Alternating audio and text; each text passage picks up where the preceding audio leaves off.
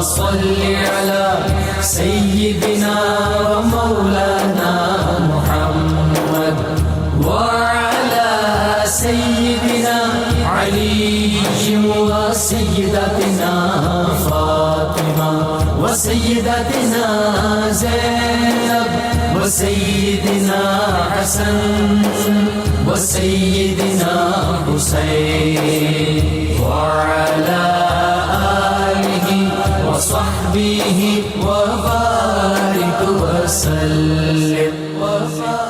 الحمدللہ رب العالمین والصلاة والسلام علی سید الانبیاء والمرسلین. اللہم صلی علی سیدنا و مولانا محمد وعلی آلہ واصحابہ وبارک وسلم وصلی علیہ. دنیا کے تمام دیکھنے والوں کو، تمام چاہنے والوں کو، تمام پیار کرنے والوں کو، اور جہاں جہاں تک اس وقت میری آواز کو سنا اور مجھے دیکھا جا رہا ہے، جنید اقبال کی جانب سے انتہائی محبت کے ساتھ السلام علیکم.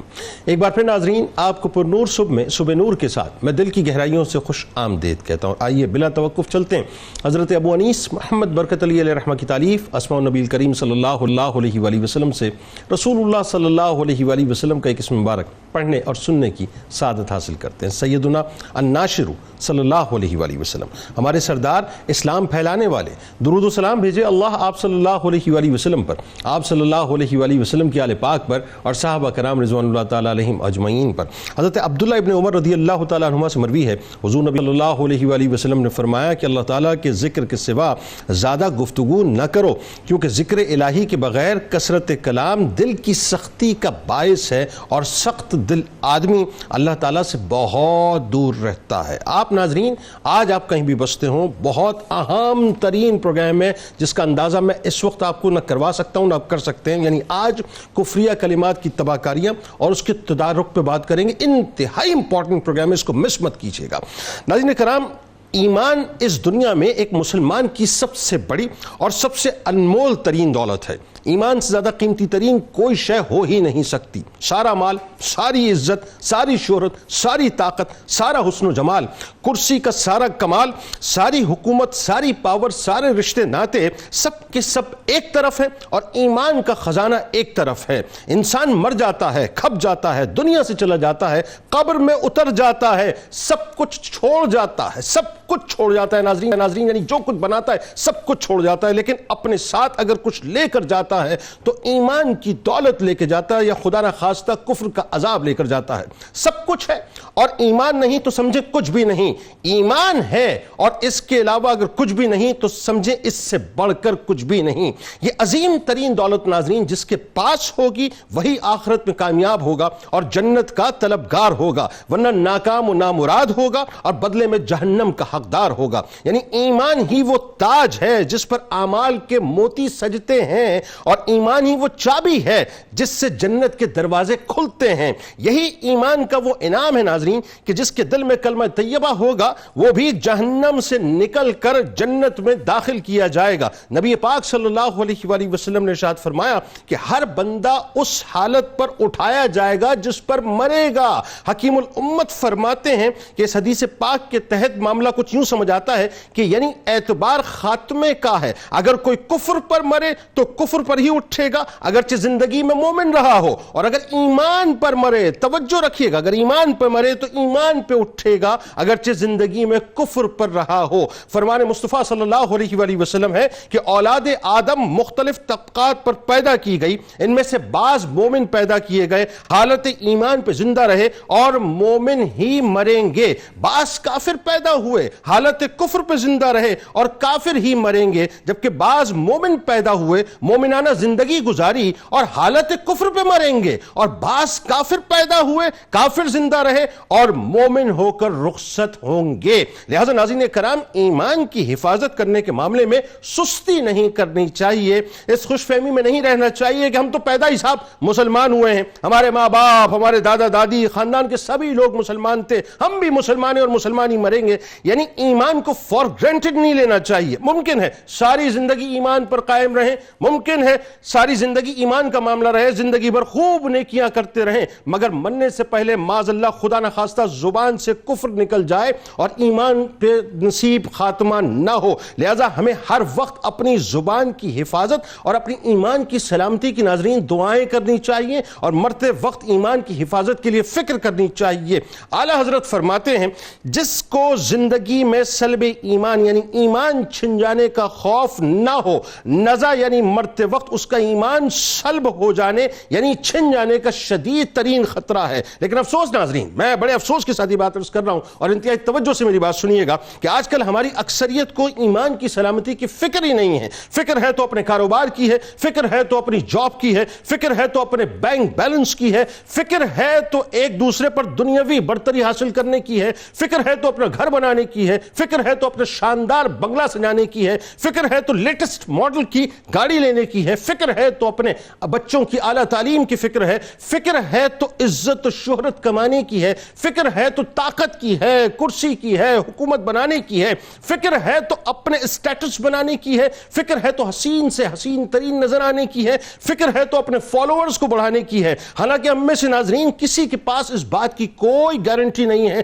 کہ مرتے وقت ہم ایمان لے کر جائیں گے, یعنی ایمان کی سلامتی کے ساتھ جائیں گے یا نہیں جائیں گے. یعنی ہم ایمان کو فالو کر رہے ہوں گے یا خدا نخواستہ ایمان ہم کو چیز کر رہا ہوگا. مفتی صاحب یہ موضوع چونکہ اتنا ریلیونٹ ہے, اتنا کرنٹ ہے, اس پہ جو ہے گفتگو بہت کھل کے ہونی چاہیے. اور چونکہ میں پہلے سے کلیئر کر دینا چاہتا ہوں اس پروگرام کا مقصد انفرادی طور پہ یعنی میں ذاتی طور پہ جو غلطیاں کر رہا ہوں عام زندگی کے اندر یہ میری ذاتی اصلاح کے لیے پروگرام ہے, اور اس کا ظاہر ہے آپ نے ایک ایک جملوں کی صورت میں آگے جا کے انشاءاللہ بتانا ہے کہ ہم کیا کیا غلطیاں کرتے ہیں. سب سے پہلے آپ یہ بتائیے کہ کفر کی دو اقسام ظاہر ہے جو ہم پڑھتے ہیں, ایک لزوم کفر ہے اور دوسرا التزام کفر. پہلے تو آپ یہ بتائیے کیا ہے, اور اس کے ساتھ ساتھ آپ یہ بھی بتائیے ان اقسام کے ساتھ ساتھ کہ معاشرے میں آپ کیا سمجھتے ہیں کہ یہ جو دونوں اقسام ہیں یہ کس حد تک ہمیں عام نظر آتی ہیں. بہت شکریہ. آج کا موضوع یقیناً حسب معمول اہم ہے اور بہت اہم ہے. میں اپنی بات کو یہاں سے شروع کرتا ہوں جو آپ نے اشارہ دیا اپنی گفتگو کے اندر کہ دیکھیے بندہ مومن کے لیے ایمان ہی سب سے قیمتی متاع ہے, ایمان ہی سب سے اہم خزانہ ہے. بالکل ٹھیک. ایمان ہی سب سے بڑی دولت ہے. درست. ایمان کے آگے نہ تو دنیا کی کوئی حیثیت ہے, واہ, نہ انسان کے حتیٰ کہ اپنی جسم کی کوئی حیثیت ہے کہ اگر جسم کو بھی کوئی تکلیف پہنچ رہی ہو تو بھی ایمان کو فوقیت اور اولیت حاصل. اگریڈ بالکل. لہذا سب سے اہم متاع, سب سے اہم دولت کسی بھی شخص کے لیے, کلمہ گو کے لیے وہ ایمان ہے. تو ہمیں اپنے ایمان کی فکر رہنی چاہیے اور ایمان کو اتنی ہلکا نہیں سمجھنا چاہیے کہ اس کی خیر ہے باقی سب کچھ بچ جائے اور یہ جاتا ہے آتا ہے تو چلا جائے. مطلب ایمان کو فار گرانٹیڈ تو لہٰذا ایمان کی اہمیت کو سب سے پہلے ہمیں ذہن نشین کرنا ہوگا. دوسری بات میں اس کے ساتھ یہ عرض کرنا چاہتا ہوں کہ دیکھیے ایمان سراپا علم کا نام ہے. درست. ایمان ہمارے اوپر حصول علم کو لازم کرتا ہے. اگر کسی شخص نے ایمان اور کفر کے درمیان جو فرق ہے اسے جانا ہی نہیں, اپنے علم سے اسے پہچاننے کی کوشش نہیں کی تو وہ تو قدم قدم پر کفریہ کلمات میں مبتلا ہوتا رہے گا. ایسا ہی. لہٰذا اس کی جہالت اس کے لیے عذر نہیں ہے کیونکہ ایمان نے اسے مکلف کیا ہے کہ وہ ضروریات دین کو سیکھے, ضروریات دین کو جانے. لہٰذا یہ بھی لازم ہوا. ٹھیک ہے. اب میں آتا ہوں اس بات کی طرف, ہم اپنی عملی زندگی کو دیکھتے ہیں تو بعض اوقات ارادے اور اختیار کے ساتھ ایسے کلمات ادا کیے جاتے ہیں, بعض اوقات غیر ارادی اور غیر اختیاری طور پر ایسے کلمات. لزوم کفر کہتے ہیں غیر ارادی کو. میں اس طرف آ رہا ہوں اس کو بنیاد بناتے ہوئے. لزوم کفر ہم کہتے ہیں, اس لفظ کو ہمارے اکابرین اور علماء نے استعمال کیا کہ جہاں کسی شخص کے کلمہ کفر میں یقین نہ ہو, احتمال ہو. اچھا احتمال نہ ہو. احتمال ہو. اچھا احتمال ہو, یقین نہ ہو. یعنی وہاں یقین سے کافر نہیں کہہ سکتے لیکن کفر کا احتمال پیدا ہو گیا. اس کو ہم یوں بھی کہہ سکتے, یعنی اس کے ایمان کو یقین سے ضائع ہونے کے بارے میں نہیں کہہ سکتے لیکن احتمال کر سکتے ہیں ایمان اس کا ضائع ہو گیا. یعنی گمان ہے اس بات کا کہ اس کا ایمان ضائع ہو گیا, کہ اس کا ایمان یہاں پر ضائع ہو گیا, لیکن یقین نہیں ہے. اور جہاں پر یقیناً ایمان ضائع ہو رہا ہوگا وہاں پر ہم اس سے التزامی کفر کہیں گے یا التزام کفر کہیں گے. اسے اور انداز میں بھی ہمارے اکابرین نے بیان کیا. مثلا ایک کفر ہے کفر قطعی، اس کے مقابلے میں پھر کہیں گے کفر ظنی. ٹھیک ہے. قطعی ہوگا جہاں التزام کفر ہے، ظنی ہوگا جہاں پر لزوم کفر ہے. اسی طرح پھر ایک اور اصطلاح بھی اس کے لیے استعمال کی جا سکتی ہے، اگر ہم اسے کہیں یقینی اور غیر یقینی. ٹھیک ہے. کہ جہاں پر کفر یقین کے ساتھ ہے اور جہاں پر کفر یقین کے ساتھ نہیں بلکہ ظن اور شک کے ساتھ پایا جا رہا ہے. تو ان دو کلمات کو، ان اصطلاحات کو اگر ہم مد نظر رکھیں تو سب سے پہلے میں اس کو لے لوں کہ جہاں پر کفر یقینی ہے، جو التزام کفر کی صورت ہے، اچھا ٹھیک، جو کفر قطعی ہے، وہ تب ہوتا ہے کہ جب انسان اپنے ارادے کے ساتھ اور اپنے اختیار کے ساتھ ضروریات دین میں سے کسی شے کا انکار کرتا ہے. معاذ اللہ. مثلا بہت سارے لوگ تھوڑا سا مطالعہ کر لیا جنت کا انکار کرنے لگے. معاذ اللہ. میں نہیں مانتا جی جنت کیا ہوتی ہے. مطلب آپ متجددین کی بات کر رہے ہیں آپ. ملحدین، متجددین، یعنی بہت ساری دین کی ایسی چیزیں جس کو قرآن نے واضح طور پر بیان فرمایا، قطعیت کے ساتھ بیان فرمایا، احادیث صحیحہ میں جو بات آ گئی اس کے اوپر اپنی رائے قائم کرنا، اور ایسی رائے قائم کرنا جو خلاف اصل ہو. ٹھیک ہے. تو وہ خلاف اصل رائے قائم کرنا، اور گویا وہ ارادے کے ساتھ ہے، ٹھیک ہے، اور اختیار کے ساتھ ہے.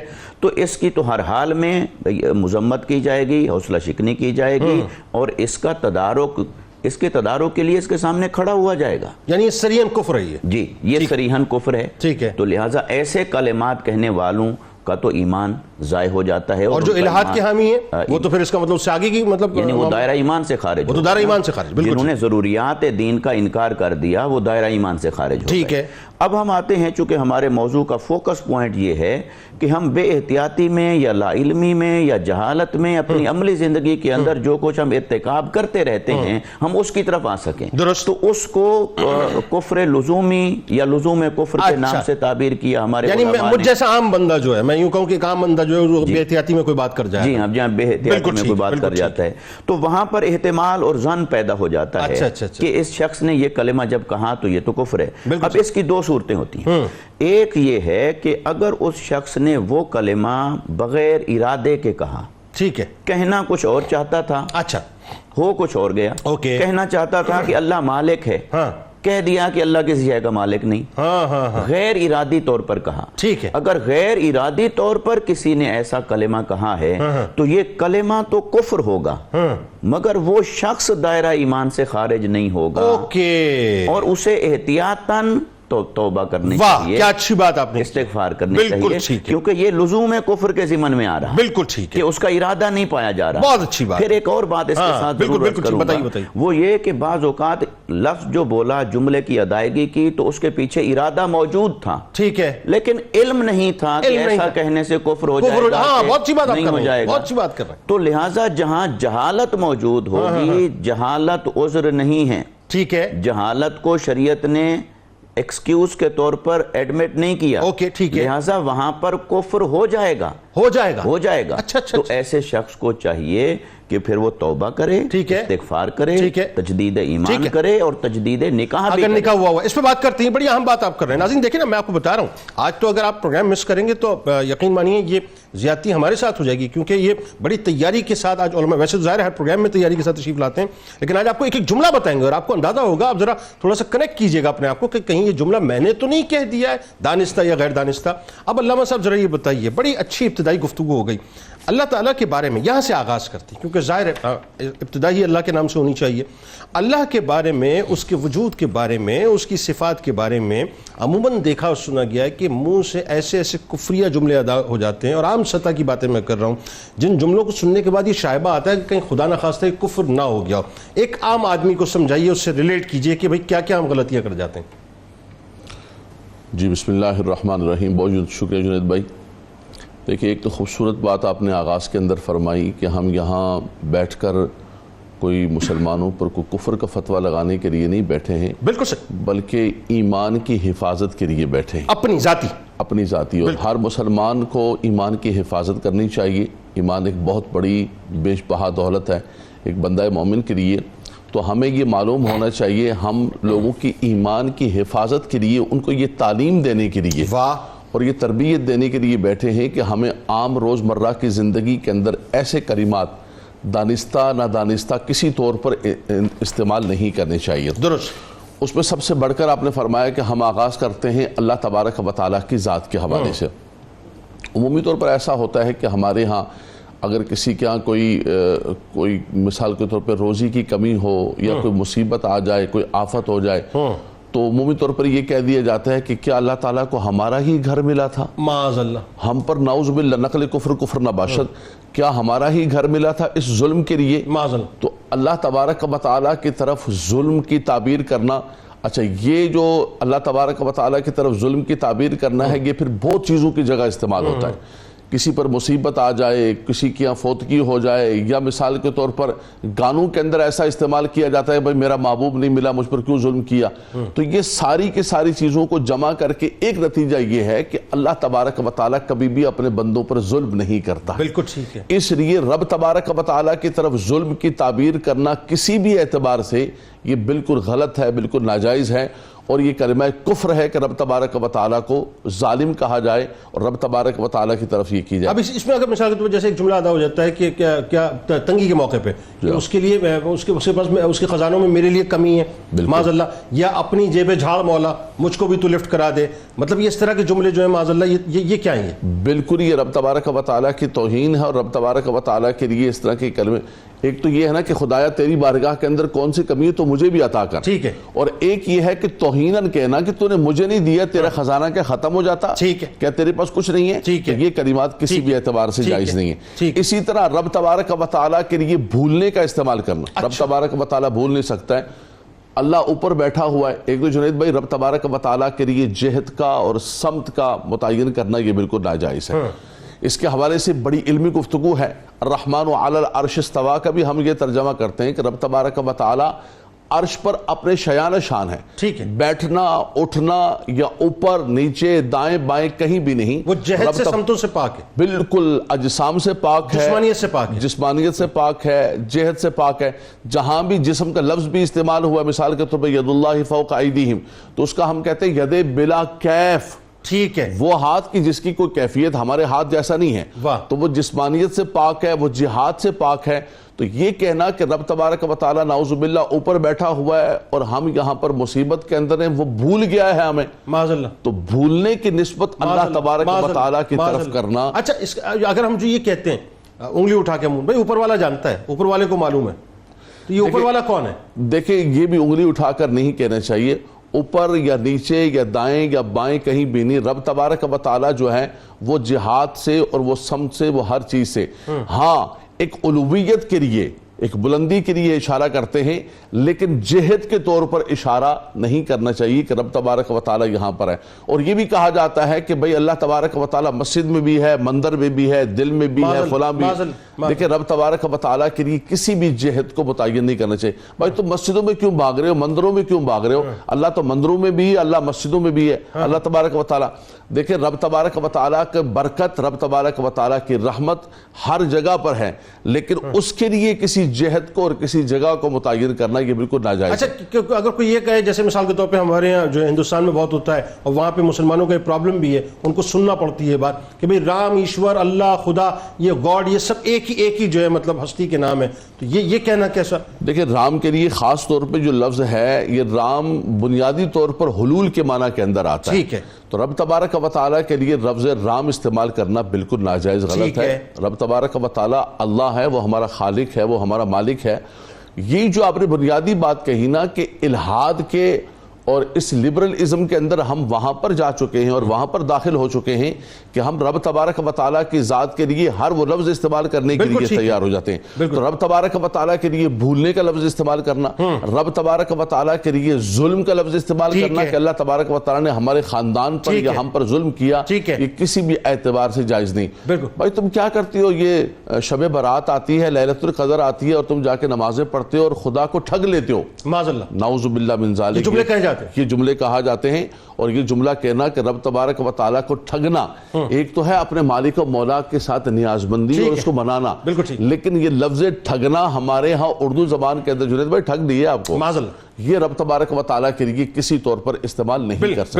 بالکل ٹھیک. بات آگے بڑھاتے ہیں. اب ذرا علامہ صاحب یہ بتائیے، ظاہر یہ اچھا یہ جو گفتگو ہو رہی ہے ناظرین، میں ایک بات آپ کو بتا دوں، یہ تو سینوپسس آپ کو ہم دے رہے ہیں چونکہ وقت کی بہت کمی ہے، ورنہ اس پہ تو کئی پروگرامز ہو سکتے ہیں. یہ اب اس بات کو آپ نے ذرا بائی اینڈ لارج ایک کینوس پہ سوچنا ہے کہ بنیادی طور پہ کیا کیا جملے ہم ادا کر دیتے ہیں. علامہ صاحب ذرا یہ بتائیے، اب ایک بات تو ظاہر اللہ کے حوالے سے ہوئی، قبر کے حوالے سے، حشر کے حوالے سے، جنت کے حوالے سے، دوزخ کے حوالے سے، فرشتوں کے حوالے سے، قیامت کے بارے میں جو ہم کفریہ جملے ادا کر دیتے ہیں، ذرا عام طور پہ بتائیے ہماری زبان پہ کیا کیا جملے آ جاتے ہیں؟ بسم اللہ الرحمن الرحیم. دیکھیے جتنے بھی آپ نے اشیاء کا ذکر کیا، جیسے قبر ہے، جنت ہے، دوزخ ہے، اسی طرح سے قیامت کا دن ہے، اللہ رب العزت کے مقرب فرشتے ہیں، یہ تمام کے تمام رب ذوالجلال کی قدرت اور رب ذوالجلال کی طاقت کی جانب اشارہ کرتے ہیں. کہ جب ہم قیامت کی بات کرتے ہیں تو فوراً خیال یہی آتا ہے کہ قیامت کے دن کا جو مالک اللہ رب العزت ہے، وہ قیامت کے دن جب حساب کتاب لے گا تو اس دن اس کی شان لوگوں کے سامنے نمایاں اور آشکار ہوگی. تو اس کا مطلب یہ ہے کہ اگر کوئی قیامت کے بارے میں کوئی کمزور جملے بول رہا ہے یا سقم سے بھرے ہوئے جملے بول رہا ہے، تو اس کا مطلب یہ ہے کہ وہ براہ راست اللہ رب العزت ہی کی جانب کسی عیب کو یا سقم کو لاحق کر رہا ہے. درست. اور جب اللہ رب العزت کی جانب کوئی بات جائے گی تو وہ کس قدر خطرناک ہو سکتی ہے، وہ ہمارے لیے ایک الارمنگ کسی صورت ہے. میں چند باتیں اس ضمن میں جو کلمات عام طور پر ہمارے ہاں رائج ہو جاتے ہیں، اور وہی بات کہ جہالت کی بنیاد پر، کم علمی کی بنیاد پر، اور علم سے اور دین کی تعلیمات سے آگہی نہ ہونے کی بنیاد پر ہماری زبان زد عام ہو جاتے ہیں، لیکن در حقیقت وہ ہمارے ایمان کی حلاوت کو دور کرنے کے لیے اور ہمیں ایمان سے محروم کرنے کے لیے کس طرح زہر قاتل ہیں، یہ کسی سے کلاس کی کوئی تخصیص نہیں، کلاس کی کوئی تخصیص. بالکل ٹھیک ہے، بتائیے. اچھا، اب یہاں جب ہم سب سے پہلے قیامت کی ہم بات کریں، حشر کی، قیامت کی جب بات کرتے ہیں، تو عام طور پہ آپ اگر کسی کو نصیحت کریں اور اس سے آپ یہ کہتے ہیں کہ تو دنیا کو چھوڑ دے، تجھے آخرت مل جائے گی، تو اس کے بدلے میں جواب میں گویا کہ وہ جری ہو کر یہ کہہ دے کہ میں ادھار کے بدلے نقد کے سودے نہیں چھوڑ سکتا. یعنی آخرت کو ادھار تصور کیا جائے اور میں تو دنیا کا جو مال متاع نفع ہے، دنیا کو اپنے انداز سے گزارنا چاہتا ہوں. گویا یہ آخرت کے حوالے سے بے باکی کی جانب اشارہ ہے. یعنی آج جو پیکٹ مل رہا ہے رشوت کا، آج لے لو، جی، وہ ادھار وہ وہاں کا دیکھیں گے جو کچھ بھی. تو یہ جو معاملہ ہے، اس کو یہ کہا گیا کہ یہ ایمان سے انسان کو دور کر دیتا ہے، مسلمان کو اس کا ایمان ضائع ہونے کا اندیشہ ہے. اب اسی طرح سے کوئی شخص کسی سے کہتا ہے کہ یار آج مجھے فلاں چیز کی ضرورت ہے، اور وہ محاورتاً کہتا ہے کہ آج تو مجھے گندم دے دے، میں کل قیامت کے دن تجھے جو دے دوں گا. یعنی اس کا مطلب یہ ہوا کہ وہ اپنے آپ میں اس قدر زوم میں ہے، اختیار میں ہے کہ کل قیامت کے دن بھی میرے پاس کوئی بہت بڑی طاقت اور قوت آنے والی ہے. تو اس کو بھی حالت کفر کی جانب لے جانے کی جانب اشارہ کیا گیا. کوئی اتنا جری ہو جائے، اتنا بے باک ہو جائے، وہ یہ کہے کہ میرا حشر سے کیا لینا دینا، یا وہ کہے کہ میں قیامت سے نہیں ڈرتا، تو اس سے اندازہ لگا لینا چاہیے کہ اس کے دل کی کیفیت کا عالم کیا ہے. اللہ، یعنی وہ ایمان سے کس قدر محروم ہے کہ جس آخرت کے لیے ہمارے اکابرین اور اسلاف ساری رات اللہ کے سامنے کھڑے ہونے کے خوف سے روتے تھے، اس کے بارے میں کوئی اتنا جری ہو جائے، بے باک ہو جائے، کہے کہ میرا حشر سے کیا لینا دینا، میں قیامت سے نہیں ڈرتا، یہ بھی ایمان کو زائل کرنے کے کلمات ہیں. بہت سے لوگ یہ کہتے ہیں قبر میں دیکھ لیں گے نکیرین کو، کوئی مسئلہ نہیں، چکما دے دیں گے، کوئی مسئلہ ہی نہیں ہے. یہ کہا جاتا ہے، مثال کے طور پر کوئی شخص ہے بہت بدصورت ہے، اس کے بارے میں کہتے ہیں یار یہ اس قدر خطرناک ہے، یہ قبر میں جائے گا تو منکر نکیر بھی اسے دیکھ کر اپنے سوال بھول جائیں گے، ڈر جائیں گے، اس سے ڈر جائیں گے، اور جو اس سے سوال کرنے ہیں وہ بھول جائیں گے. تو یہ کلمات بھی جو ہیں وہ ایمان کو زائل کر دیتے ہیں، اس سے ہمیں احتیاط کرنی. اسی طرح دیکھیے، دنیا میں روٹی ہونی چاہیے، آخرت میں جو ہو دیکھا جائے گا. یعنی آپ مادیت پرست اس قدر زیادہ ہو گئے کہ آپ کو صرف روٹی سے ہی لینا دینا ہے، مال سے ہی لینا دینا ہے، دنیا میں بس روٹی ہونی چاہیے، آخرت کا معاملہ آخرت میں دیکھ لیں گے. کوئی کہے کہ جناب تو نے میرے ساتھ ظلم کیا ہے، میں کل قیامت کے دن تیرا گریبان پکڑوں گا، اس کے جواب میں وہ ازراہ تفنن کہتا ہے کہ قیامت میں تو اتنی بھیڑ ہوگی میں کہیں چھپ جاؤں گا. ٹھیک تو گویا کہ یہ براہ راست اللہ رب العزت کے علم پر جو ہے حرف آتا ہے. معاذ اللہ. قیامت کے دن وہ کس طرح سے رب ذوالجلال سے چھپ سکے گا. معاذ اللہ. کہا کہ اس طرح کی کلمات جو زبان سے کہتا ہے یہ ایمان سے انسان کو ایک بات محروم کر بتائیے، دیتا ہے. قبر میں مثال کے طور پہ لوگ جو عذاب کی بات کرتے ہیں، وعیدیں سناتے ہیں، سانپ آئیں گے بچھو آئیں گے، اس کا تمسخر بنانا، جی. ارے تم کیا سانپ اور بچھوؤں کی باتیں کرتے رہتے نہیں ہو. بالکل، یہ اب ایک طرح سے جری ہونا ہے، بے باکی ہے، اور ایمان سے محروم ہونے کی جانب اور ایمان زائل ہونے کا ان کلمات کے ذریعے سے اندیشہ ہو جاتا ہے.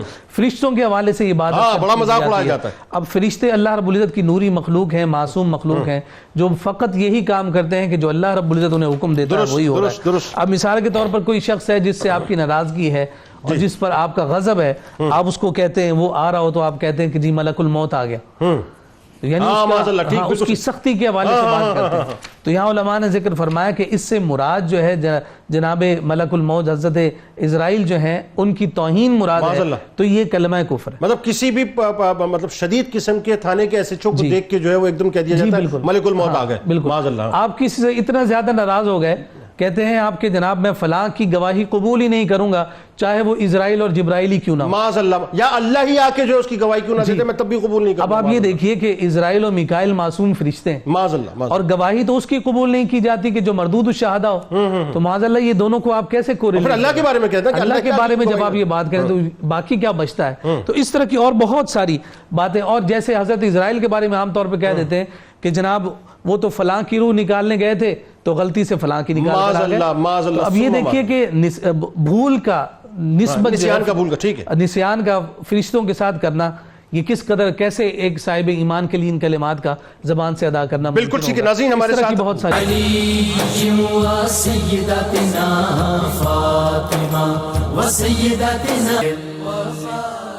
اچھا وہیں سے سلسلے کو جوڑتے ہیں. ذرا آپ بتائیے کہ ہمارے ہاں جب پریشانیاں ہوتی، مثال کے طور پہ فوتگی ہو گئی، معاشی تنگی ہو گئی، کوئی امتحان آ گیا، کوئی آزمائش آ گئی، کوئی بیماری آ گئی، لوگ کینسر میں چلے جاتے ہیں، ہیپیٹائٹس سی میں چلے جاتے ہیں، کورونا کے مسائل اتنے چلتے رہے، کاروبار میں نقصان ہو گیا صاحب چلتا چلتا اچانک، تو مطلب بہت کاروبار فلرش کر رہا تھا، ایک دم جو ہے دھڑ کر کے نیچے گر گئے. اس عالم میں اچانک زبان سے جملے ادا ہو جاتے ہیں، جو کفریہ جملے ہمیں محسوس ہوتا ہے ادا ہو جاتے ہیں. بتائیے وہ جملے بتائیے کیا کیا. جی بہت شکریہ. بہت اہم پروگرام جاری ہے. میں اس میں دیکھیں جو کفریہ کلمات کی طرف ہم نشاندہی کر رہے ہیں، اس میں کچھ کلمات وہ ہیں جن میں صریحاً کفر ہوتا ہے. ٹھیک ہے. کچھ کلمات وہ بھی ہیں جن کے اندر کفر کا احتمال ہوتا ہے. ٹھیک ہے. کچھ کلمات وہ بھی ہیں جس میں استہزاء ہے، مذاق اڑایا جاتا ہے، لہٰذا وہ سوء ادب کے درجے پر، بے ادبی کے درجے پر چلا جاتا ہے. یعنی کہیں ایمان ضائع ہونے کا خدشہ ہے اور کہیں ایمان ضائع ہو جاتا ہے. کہیں ایمان ضائع ہو جاتا ہے یقین کے ساتھ، کہیں ایمان ضائع ہونے کا احتمال ہے، خدشہ ہے، ٹھیک ہے، اور کہیں ایمان کو تو کچھ نہیں ہو رہا ہوتا لیکن بے ادبی ہو رہی ہوتی ہے. اور بے ادبی ہمارے لیے وبال بھی ہے اور اعمال کے اجر کا ضیاع بھی بن جاتا ہے. ٹھیک، بالکل صحیح. اللہ رب العزت نے سورہ توبہ کی آیت نمبر 65 کے اندر ارشاد فرمایا وَلَئِن سَأَلْتَهُمْ لَيَقُولُنَّ إِنَّمَا كُنَّا نَخُوضُ وَنَلْعَبُ.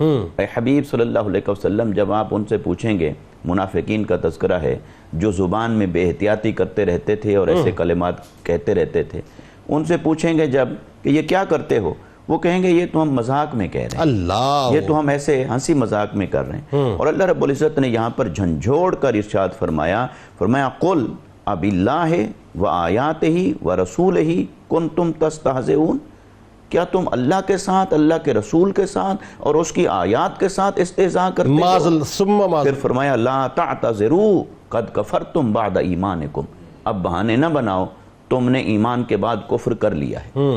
لہٰذا جب ہم اس کو دیکھتے ہیں تو ان تمام چیزوں کو مد نظر رکھتے ہوئے زبان کی احتیاط، ادب، اس تمام کا التزام کرنا ہمارے لیے بہت اچھی بات آپ کر رہے ہیں. مثلا موت کے وقت بہت کامن جملہ جو شاید پورے پاکستان سے آپ کو سننے کو ملے گا، کوئی بندہ فوت ہو گیا، جی فوت ہونے والا بہت اچھا تھا، تو سننے والے کہیں گے ہاں جی وہاں اسے بھی اچھوں کی ضرورت ہے. معاذ اللہ، اسے بھی یہ تو بڑا کامن جملہ ہے، اسے بھی نیکوں کی ضرورت ہے.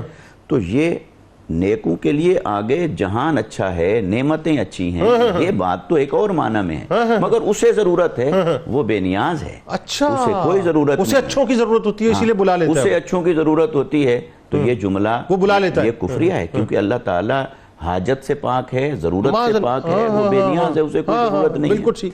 ایسے ہی اگر کسی جوانی میں کوئی شخص مرد یا عورت فوت ہو گیا، بچہ فوت ہو گیا، کہنے والے نے کہا اس کی جوانی کو دیکھ کر یا اس کی معصومیت کو دیکھ کر، یا اللہ تجھے اس پر بھی ترس نہیں اس آیا؟ پہ بھی ترس نہیں ہے، اس جوان پہ ترس نہیں تو ہے، یہ اللہ رب العزت کی جو شان رحیمی ہے، جو شان رحمت ہے، یہ اس کے خلاف ہے، تو یہ کلمہ عام طور پر بولا جاتا ہے۔ اسی طرح تنگی کے اندر کوئی آدمی کسی کو مشورہ دے رہا ہوتا ہے، بھائی صبح صبح اٹھ کے اللہ سے مانگ لیا کر، وہ اس وقت وہ فارغ ہوتا ہے، یہ بھی ایک کامن جملہ ہے۔ تہجد کے وقت مانگ لیا کرو، اس کو فارغ ہوتا ہے، یہ جملہ کہا جاتا ہے، بالکل ٹھیک ہے۔ تہجد کے وقت مانگیں، اس کی رحمت متوجہ ہوتی ہے، بالکل ٹھیک اس کا کرم مائل ہوتا ہے، یہ الگ جملے ہیں، مگر یہ کہ وہ فارغ ہوتا ہے تو اللہ رب العزت نے فرمایا کہ یہ سارے کام بھی اسے نہیں تھکاتے۔ اچھا، اسی طرح کسی سے مال لے لیا، مطلب وہی بات آپ جو کر رہے ہیں کہ اس میں یہ کہا جاتا ہے کہ اللہ کو اس مال کی ضرورت ہوگی، اس لیے اللہ نے لے لیا، اس کے خزانے میں کمی ہو گئی۔ جی ہاں، تو جہاں کہیں بھی اس بات کا معنی پایا جائے گا کہ اللہ کو فلاں شے کی ضرورت ہے، ٹھیک ہے، تو یہ کلمہ کفر ہوگا، کہ اللہ تبارک و تعالی ہر قسم کی ضرورت اور حاجت سے پاک اور مبرہ ہے۔ ٹھیک۔ اسی طرح تنگی اور تکلیف کے وقت ہمیں یہ بھی سننے کو ملتا ہے کہ میری تو اللہ سنتا ہی نہیں ہے، ہاں معاذ اللہ، میں تو دعائیں کر کر کے تھک گیا ہوں، ہماری تو اللہ نے کبھی سنی نہیں۔ اور کسی دوسرے فاسق، فاجر یا فاسق معلن یا ظالم شخص کی طرف اشارہ کر کے کہیں گے اسے تو اللہ نے کھلی چھٹی دے رکھی ہے، اسے تو آزادی ہے، ہمیں تو فوراً پکڑ لیتا ہے۔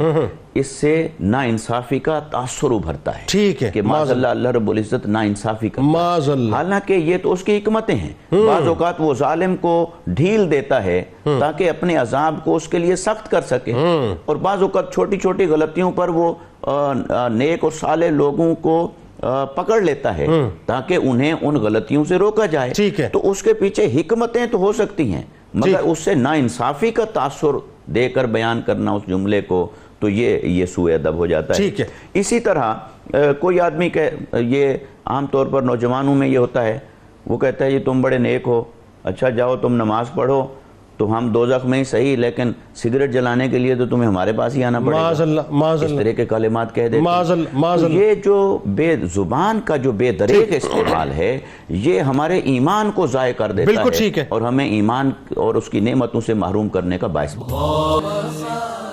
بات کو اور تھوڑا سا آگے یوں بڑھا لیتے ہیں۔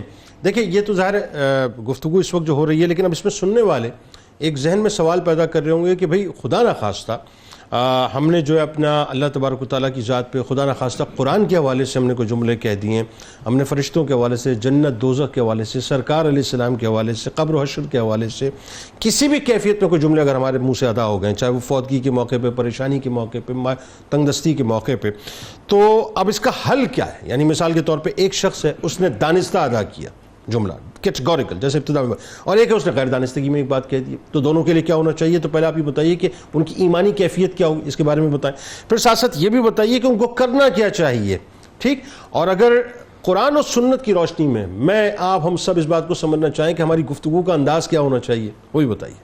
جی بڑا خوبصورت سوال ہے، اور جیسا کہ قبلہ مفتی ارشاد حسین سعیدی صاحب نے ابتدا میں ہی لزوم کفر اور التزام کفر کی بڑی وضاحت کے ساتھ آپ نے نشاندہی فرمائی ہے، جہاں دانستہ طور پر ہم سے کلمات کفر سرزد ہوتے ہیں اور ہمارے ارادے کے ساتھ جان بوجھ کر، تو ان پر تو بالکل واضح اور یوں سمجھے کہ کیٹیگوریکل یہ لازم آ جاتا ہے کہ وہ اپنے ایمان کی تجدید کے لیے دوبارہ سے تجدید ایمان کریں اور کلمہ طیبہ پڑھیں۔